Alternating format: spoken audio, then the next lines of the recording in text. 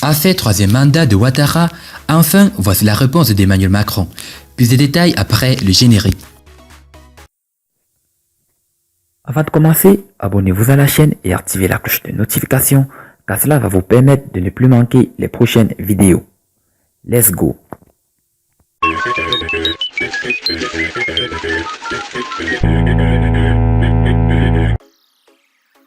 Emmanuel Macron recevra Alassane Ouattara en audience ce jeudi à l'Elysée. Mais avant cette rencontre, le président français a tenu à répondre au courrier à lui adressé par les auteurs politiques ivoiriens sur la candidature de son homologue ivoirien pour un troisième mandat.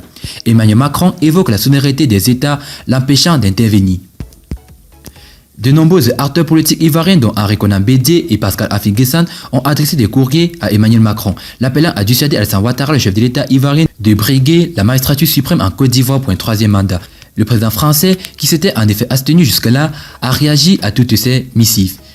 Mais le dernier courrier d'un internaute ivoirien demandant la réaction de l'Élysée sur la candidature de Alassane Ouattara n'est pas resté sans suite.